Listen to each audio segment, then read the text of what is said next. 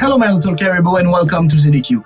Today I'm talking about another book of Patrick Senécal, 5150 Rue des Ormes, which has no English translation unfortunately, but this book is probably the definition of ruining chess for you. Of course I don't want to spoil the story, but this is a very graphical book, so if you don't like horror story, pass your way. I wouldn't recommend you to go for it if you don't like very violent story. But this book is important for other reasons that I will get to in a second. As for the plot, the main character goes to a new city for study, and he decided to go for a bike ride, and he fall in front of a house. And well, at this point it's very cliche, but he fall in front of the only house they should not fall in front of, and he's being sequestrated for several months, while the police doesn't really look for him because everybody think he just quit school basically and ran away. So nobody is looking for him, especially in this town, because, well, apparently it's very common for students that enroll in a program to never go. And as a teacher, I can say that in some regard it's true. I always have at least one person that are on my student list that I just never see. So I can understand why they talk that, and the timing is just bad for him. So he's sequestrated for several months, and he kind of he's not becoming friend with his sequestrator, but he's kind of becoming as crazy as him basically. He just don't want to go because he want to prove him right. The main villain here, Mr. Beaulieu, is described probably as the best chess player in the world, but he doesn't really know because he doesn't go out of the city. The main character is very stubborn as Mr. Beaulieu, and he tried to prove him wrong by beating him at chess, and he cannot do it.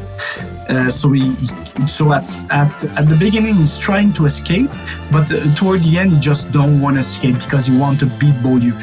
And actually at one time he escaped, but he come back because he really want to beat Beaulieu.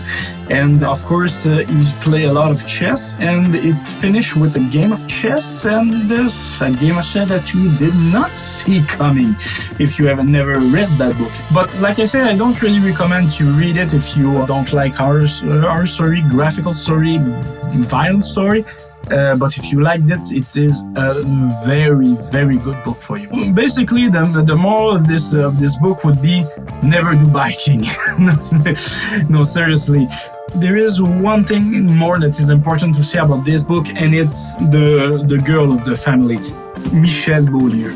Michel Beaulieu is very important because, this one was one of his first books, so we continue with that character afterward, but she is also a character in Alice that I read. She is the Red Queen in the book Alice from Patrick Senécal. And Michel Beaulieu is probably the most rounded character that he have. He have written a lot of things about her. Michel Beaulieu is in that book, and after that he made a short TV show here in Quebec about her. I don't remember exactly the name of the series of the number of episodes, but it was a short series about her that directly followed the book.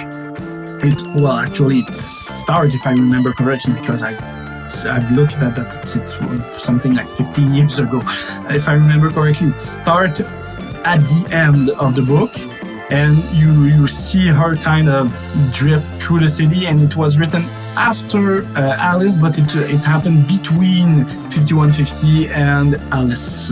And if I remember correctly, he has written something else about her afterward, but I have not read that, so I cannot talk about it. But yeah, she is the most well-rounded character of Patrick Senécal, and just for that I would suggest that you read it, but like I said, it is not a book for everybody. I would just say that the main villain in this story is a villain, but not very a villain at the same time, and he has a very twisted way of making justice. He has his own justice, and he thinks it's almighty, as most villain, but is very twisted and religious as well. He doesn't describe himself as a religious person, but is really rooted in religion. So I don't want to spoil a lot of the book, so I will end my review there. And so until next time for another book. Ciao.